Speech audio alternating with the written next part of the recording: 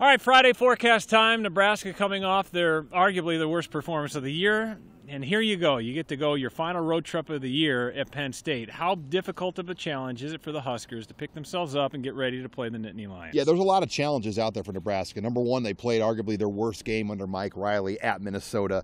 Number two, it's back-to-back road trips with a short week game against Iowa, who's a physical team, and it's really hard to always come back and play Iowa on a short week, especially when you know the physicality they bring to the table. So there's a lot. And then you look at Penn State, 110,000 people, defending Big Ten champions. They're still in it inside the Big Ten race. A lot still would have to happen with the head-to-head that Ohio State holds over them. But for Penn State to win the Big Ten, they've got to beat Nebraska. So the challenges in front are as difficult as any, Andy. And the Huskers, for the 6th time in 11 games this year, are a Las Vegas underdog. Big-time underdog at that.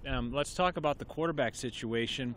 No matter what happens with Tanner Lee, should he be cleared, Patrick O'Brien has to prepare like he's going to play. Yeah, Patrick O'Brien has to, he's going to get all the reps in practice and be the guy until we know more with the situation there. But he didn't make any just really poor decisions in that game, and I thought that was promising. He showed some mobility, but Tanner was having maybe one of his better halves of the season.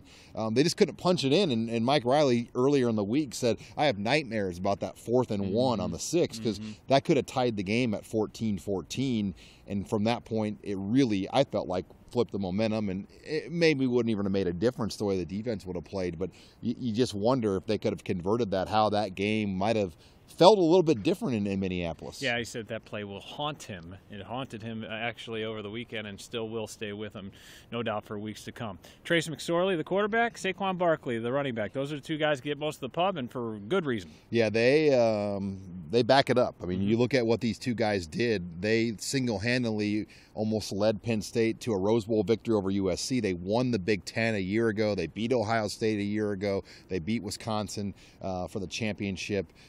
You just look at this duo, and McSorley, was a state championship quarterback. He just has that competitive edge, the perfect kind of East Coast Penn State guy.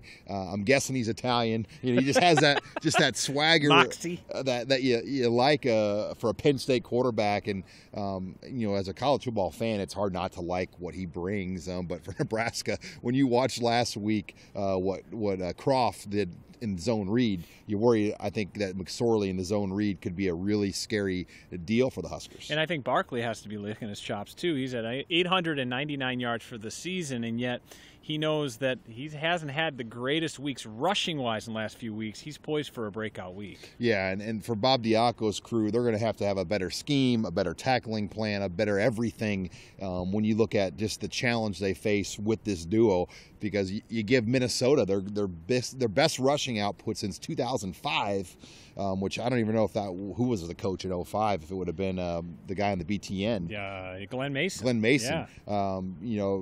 Penn State's Marion Barber days. You have to think Penn Lawrence State Maroney. It's like, we're not going to put the ball in the air until we really have to, and then Nebraska proves they can stop us. Minnesota only threw the ball 3 times, Andy, in the entire second half. Yeah, it was probably 3 times too many in my book. I didn't know why they even bothered throwing the ball. Let's talk about belief.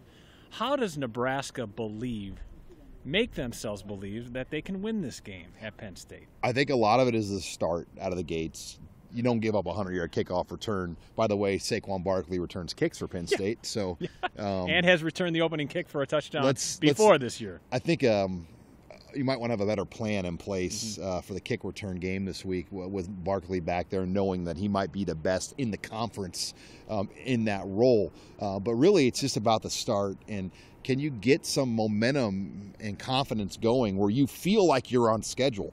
Nothing about the game at Minnesota felt like Nebraska ever was on schedule in really any aspect of the game, other than maybe a short flurry of plays. And P.J. Fleck smartly called a timeout, if you remember that, when he felt like his team was falling back. He took a basketball timeout almost and stopped the run. Nebraska needs to find a way to get some momentum in that capacity. We'll see if the Huskers believe that they can win against Penn State. The game's at 3 o'clock on Saturday. Will be televised on Fox Sports 1.